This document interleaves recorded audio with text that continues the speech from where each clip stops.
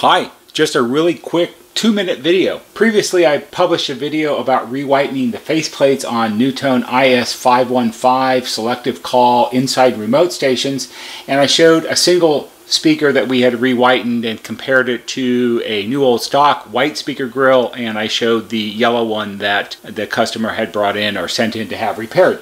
Someone locally saw that video, and they live in a very large house. It's over 6,000 square feet, and they have about 22 stations on their IM5006, and they're getting ready to redo the inside of the house. They're going to have the whole entire inside of the house painted. They're having all the wall switches and outlet plugs replaced, and everything's turned yellow in the house. And he saw the video and he said he was quite impressed because he looked around and realized that he couldn't find any 515 speakers to buy anymore.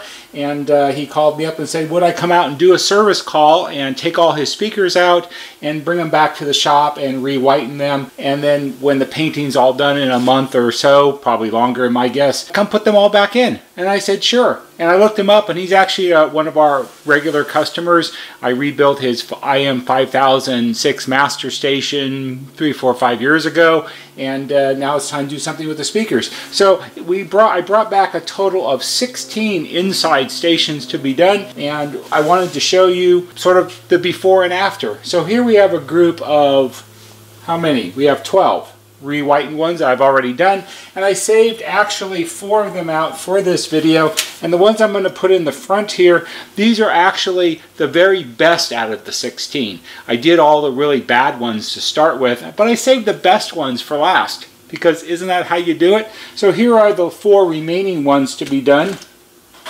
to give you some example of what the speakers in his house look like. I guess we'll do that one like that.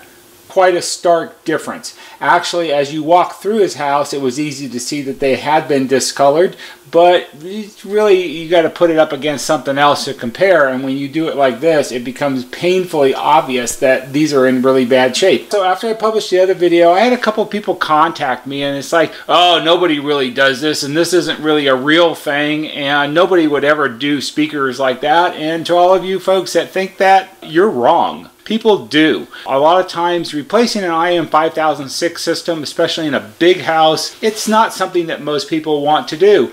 And if you're refreshing the inside of your house, this is a really easy and fairly inexpensive way to keep your system in good working order and have it look cosmetically really good. These are the 4 best ones. These are going in the tank next. We've had sort of a marathon re-whitening session going around here because it's 24 hours at a shot, and we can only do 4 speakers at a time. So this is the 4th day of re-whitening that's going on here, and I have to put them all back together, put all the guts on the back of them, and call them up, let them know they're ready. But I think it's going to be probably a couple months before he's ready to have them put back in. So that's all. I hope you found this interesting and perhaps helpful. If you did, please give it a big thumbs up on YouTube, because that always helps.